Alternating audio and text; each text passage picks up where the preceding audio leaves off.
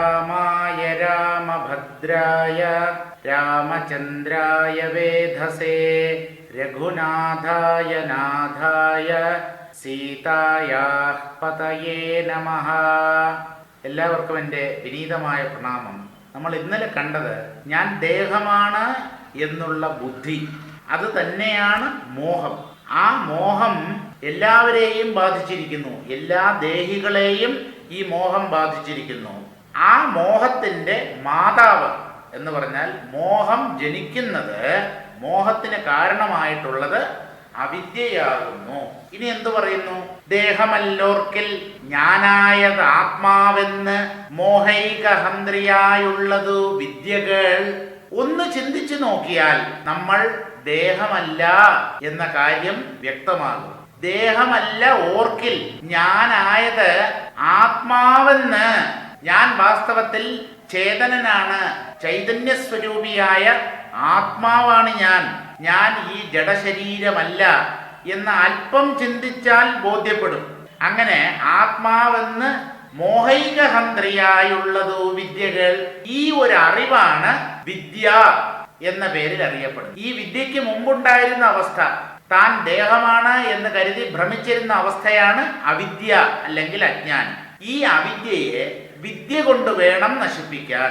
മോഹൈകഹന്ത്രി, മോഹം എന്ന ഒന്നിനെ നശിപ്പിക്കുന്നതാണ് വിദ്യയുടെ സ്വരൂപം. അവിദ്യയെ വിദ്യ കൊണ്ട് മാത്രമേ നശിപ്പിക്കാൻ കഴിയുകയുള്ളൂ. ആ മോഹത്തെ കൊല്ലാൻ ഈ വിദ്യ തന്നെ വേണം എന്ന് നീ കേട്ടുകൊള്ളുക. സംസാരകാരിണിയായത വിദ്യയും സംസാരനാശിനിയായതു വിദ്യയും. ആകയാൽ മോക്ഷാർത്ഥിയാകിൽ വിദ്യാഭ്യാസം ഏകാന്തചേതസ ചെയ്യുക വേണ്ടുന്നതും. ഈ അവിദ്യയും വിദ്യയും വിരുദ്ധ സ്വഭാവങ്ങൾ ഉള്ളവയാണ്. അവിദ്യ എന്ത് ചെയ്യും? സംസാരത്തെ ഉണ്ടാക്കും, സംസാരത്തിന് കാരണമാകും. എന്താണ് സംസാരം? ജനിക്കുക, മരിക്കുക, പിന്നെയും ജനിക്കുക, മരിക്കുക. ഈ ജനന മരണ രൂപമായ കറക്കം തന്നെയാണ് സംസാരം, ചുറ്റിത്തിരിച്ചിലാണ്. ആ സംസാരത്തെ ഉണ്ടാക്കുന്നത് അവിദ്യയാണ്. അപ്പോ വിദ്യയോ സംസാരനാശിനിയായതോ വിദ്യയും. ഈ സംസാരത്തിൽ നിന്ന് നമ്മെ എന്നേക്കുമായി കരകയറ്റുന്നത് അല്ലെങ്കിൽ സംസാരത്തെ നശിപ്പിക്കുന്നതാണ് വിദ്യ. അവിദ്യയെ വിദ്യ കൊണ്ട് ജയിക്കണം, വിദ്യ കൊണ്ട് ഇല്ലാതാക്കണം. എങ്ങനെയാണോ അന്ധകാരത്തെ നാം പ്രകാശം കൊണ്ട് നേരിടുന്നത്, അതുപോലെ അവിദ്യ അത് തന്നെയാണ് അജ്ഞാനം. ആ അജ്ഞാനത്തെ ജ്ഞാനമാകുന്ന പ്രകാശം കൊണ്ടുവന്ന് ഇല്ലാതാക്കണം. ആകയാൽ മോക്ഷാർത്ഥിയാകിൽ. അതുകൊണ്ട് ഹേ ലക്ഷ്മണ, നീ മോക്ഷാർത്ഥിയാണെങ്കിൽ, നിനക്ക് മോക്ഷം വേണം എന്നാഗ്രഹമുണ്ടെങ്കിൽ വിദ്യാഭ്യാസം ഏകാന്തചേതസ ചെയ്യുക വേണ്ടുന്നതും. നീ വിദ്യയെ അഭ്യസിക്കണം. വിദ്യാഭ്യാസം എന്ന് പറഞ്ഞാൽ നമ്മുടെ ഈ സ്കൂളിലും കോളേജിലും പോയി നമുക്ക് കിട്ടുന്ന ഒന്നല്ല. വിദ്യാഭ്യാസം എന്ന് പറഞ്ഞാൽ വിദ്യയെ അഭ്യസിക്കുക. എന്താണ് വിദ്യ? ജനനമരണ രൂപമായ സംസാരത്തിൽ നിന്ന് നമ്മെ കരകയറ്റുന്ന അറിവാണ്, ആത്മജ്ഞാനമാണ് വിദ്യ. നിനക്ക് മോക്ഷം വേണമെങ്കിൽ ഈ വിദ്യയെ അഭ്യസിക്കണം.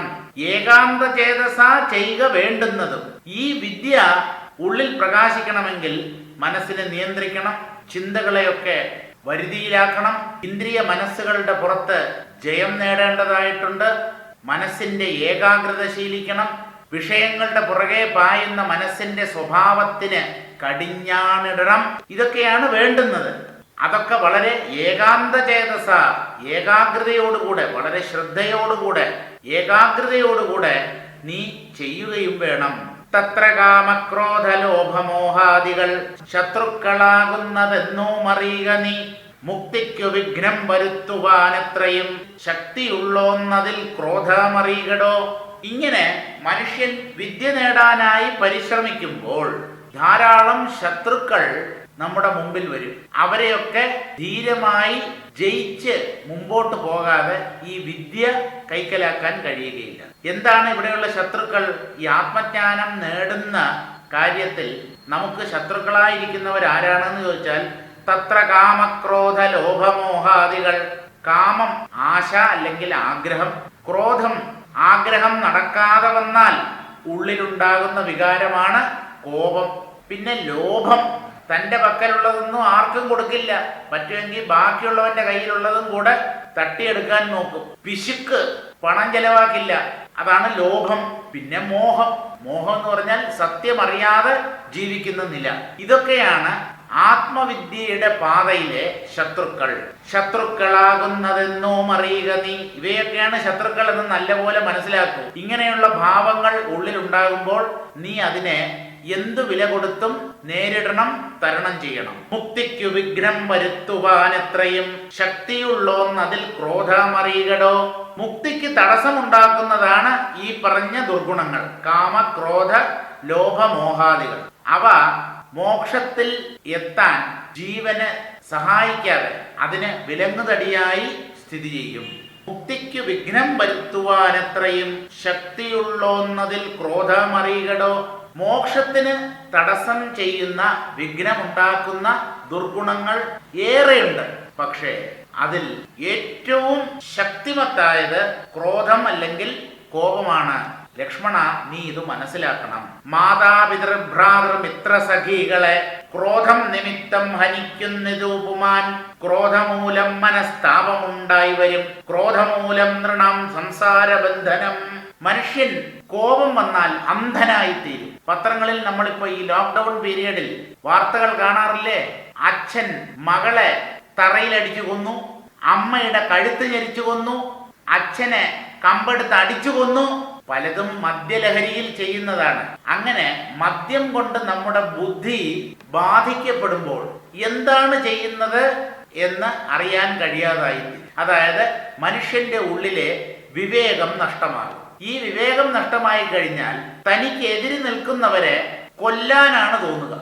അതാരാണ് എന്നൊന്നും നോട്ടമില്ല. അങ്ങനെ ദേഷ്യം തലയ്ക്ക് പിടിച്ച് മനുഷ്യർ ആരെയൊക്കെ കൊല്ലുന്നു? മാതാ പിതൃ ഭ്രാതൃ മിത്ര സഖികളെ. അച്ഛനെ കൊല്ലുന്നു, അമ്മയെ കൊല്ലുന്നു, സഹോദരനെ കൊല്ലുന്നു, സുഹൃത്തിനെ കൊല്ലുന്നു, തന്റെ അഭ്യുദയകാംക്ഷിയെ കൊല്ലുന്നു, തന്റെ ആപ്തമിത്രത്തെ പോലും ദേഷ്യം വന്നാൽ മനുഷ്യർ കൊന്നുകളയുന്നു. ക്രോധം നിമിത്തം ഹനിക്കുന്നതുപുമാൻ. കോപം കൊണ്ട് ഇങ്ങനെ പലരെയും മനുഷ്യൻ കൊല്ലുന്നു, കോപത്തിനടിമയായിട്ട്. ക്രോധമൂലം മനസ്താപമുണ്ടായി വരും. ഇങ്ങനെ ആരെങ്കിലും ഒക്കെ കൊന്നിട്ട് അവസാനം ആ കോപം ഒന്ന് ഉപശമിക്കുമ്പോൾ, അയ്യോ ഞാൻ എന്തിനിങ്ങനെ ചെയ്തു, ഞാൻ ചെയ്യാൻ പാടില്ലാത്തതായിരുന്നല്ലോ, എനിക്ക് എന്തു പറ്റി, ഞാൻ ആ ക്രോധാവേശത്തിൽ എൻ്റെ അച്ഛനെയോ അമ്മയെയോ അനുജനെയോ സ്വന്തം കുഞ്ഞിനെയോ ഒക്കെ കൊന്നുകളഞ്ഞല്ലോ എന്ന് മനുഷ്യർ പശ്ചാത്തപിക്കുന്നു.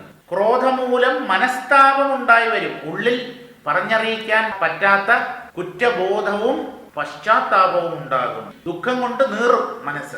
ക്രോധമൂലം നൃണാം സംസാരബന്ധനം. ഈ കോപമാണ് സംസാരത്തിന് കാരണം. സംസാരം എന്ന് പറഞ്ഞാൽ ജനന മരണരൂപമായ ഈ ചുറ്റിത്തിരിയലുണ്ട് എന്ന് പറഞ്ഞല്ലോ.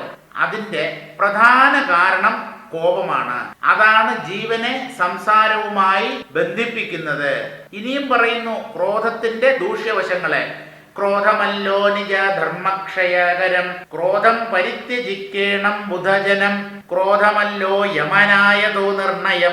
ഈ ക്രോധം നിജധർമ്മക്ഷയകരം. മനുഷ്യനെ ധർമ്മമാർഗത്തിൽ ചരിക്കാൻ അനുവദിക്കാതെ, ധർമ്മപ്രവർത്തികളിൽ വ്യാപൃതനാകാൻ സമ്മതിക്കാതെ അവനെ അരുതാത്ത കർമ്മങ്ങൾക്ക് പ്രേരിപ്പിക്കുന്നു.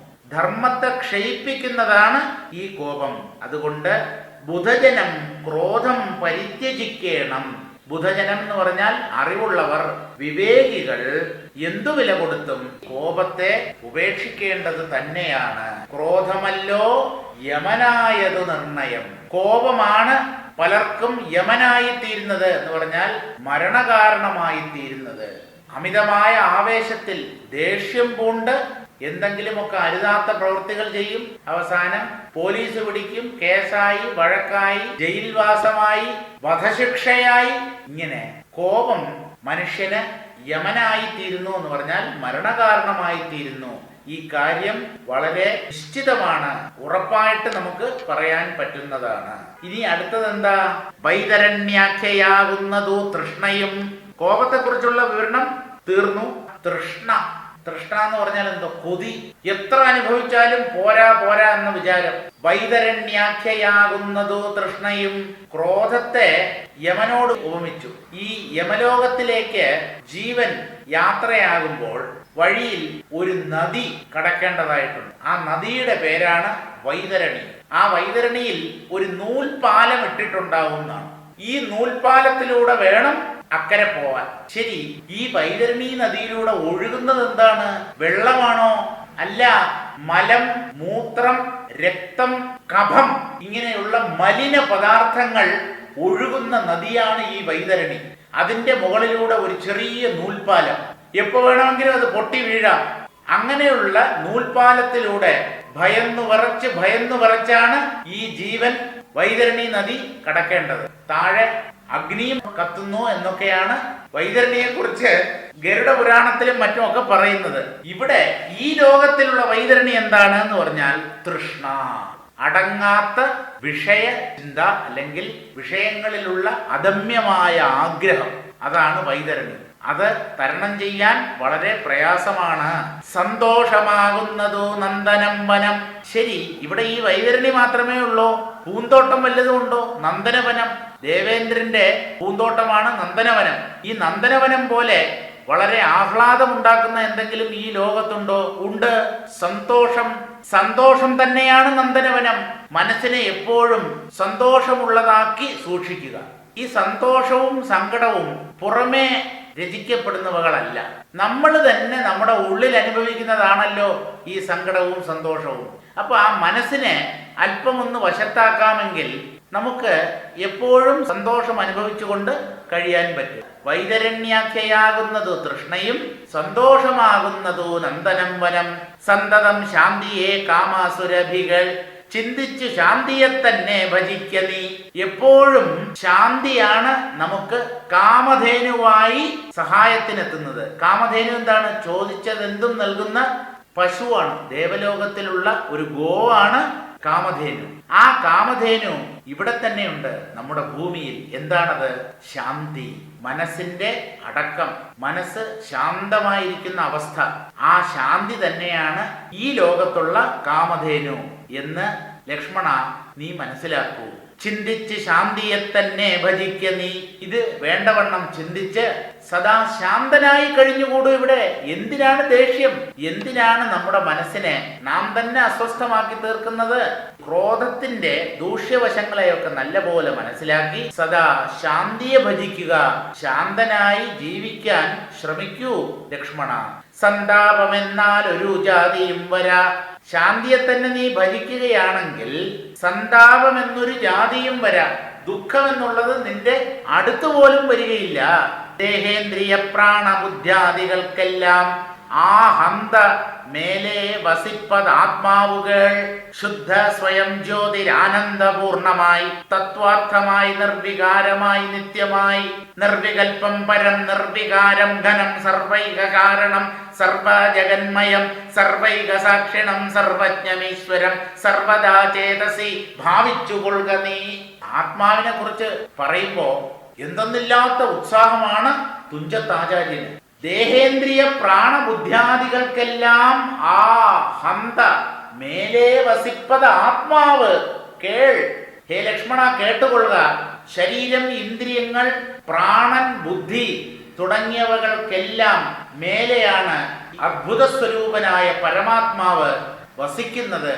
ആ പരമാത്മാവ് മനസ്സ്, ശരീരം, ബുദ്ധി, ഇന്ദ്രിയങ്ങൾ തുടങ്ങിയവയുടെ തലത്തിലുള്ള ഒന്നുകൊണ്ടും ബാധിക്കപ്പെടുന്നില്ല.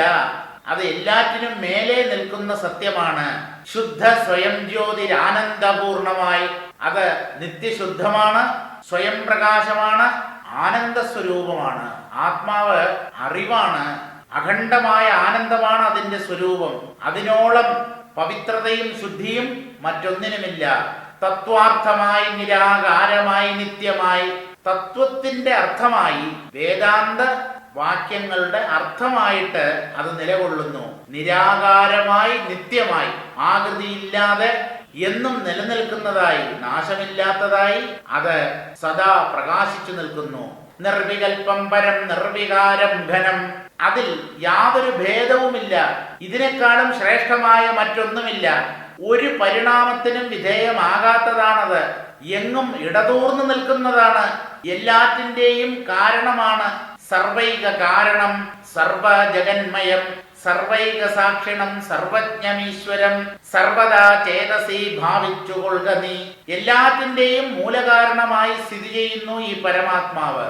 പ്രപഞ്ചരൂപത്തിൽ പ്രകാശിക്കുന്നതും അത് തന്നെ. എല്ലാറ്റിനും സാക്ഷിയായി നിൽക്കുന്നതും ഇതേ സത്യം തന്നെയാണ്. ഈ സത്യത്തെ തന്നെയാണ് സർവജ്ഞൻ, ഈശ്വരൻ എന്നൊക്കെ പറയുന്നത്. ആ ഈശ്വരനെ സർവദാ ചേതസി ഭാവിച്ചുകൊള്ളുക നീ. എപ്പോഴും മനസ്സിൽ ഭാവന ചെയ്തോളൂ. ആ ഈശ്വര സ്മരണ നിന്നിൽ നിന്ന് അകലാതെ ഇരിക്കട്ടെ. സാരജ്ഞനായ നീ കേൾ സുഖ ദുഃഖദം പ്രാരബ്ധമെല്ലാം അനുഭവിച്ചിടണം. കർമ്മേന്ദ്രിയങ്ങളാൽ കർത്തവ്യമൊക്കവേ നിർമായമാചരിച്ചിടുകന്നേ വരൂ. സാരജ്ഞനായ നീ കേൾ സുഖദുഃഖദം പ്രാരബ്ധമെല്ലാം അനുഭവിച്ചിടണം. ഇങ്ങനെ ഭഗവാനെ ഉള്ളിൽ സദാ പ്രതിഷ്ഠിച്ചുകൊണ്ട് ജീവിക്കുമ്പോഴും നമുക്ക് പ്രാരബ്ധത്തിൽ നിന്ന് രക്ഷപ്പെടാൻ പറ്റില്ല. പ്രാരബ്ധം നമ്മൾ അനുഭവിച്ചു കൊണ്ടേയിരിക്കണം. ഈ പ്രാരബ്ധം എങ്ങനെയൊക്കെയാ നമ്മുടെ മുമ്പിലെത്തുന്നത്? സുഖദുഃഖങ്ങളുടെ രൂപത്തിലാണ്. നമ്മുടെ ഉൾത്തലത്തിൽ രണ്ടേ രണ്ട് അനുഭവങ്ങളേ ഉള്ളൂ, സുഖം അല്ലെങ്കിൽ ദുഃഖം. ഈ സുഖദുഃഖങ്ങൾ പ്രാരബ്ധ കർമ്മങ്ങളുടെ ഫലമായിട്ടാണ്.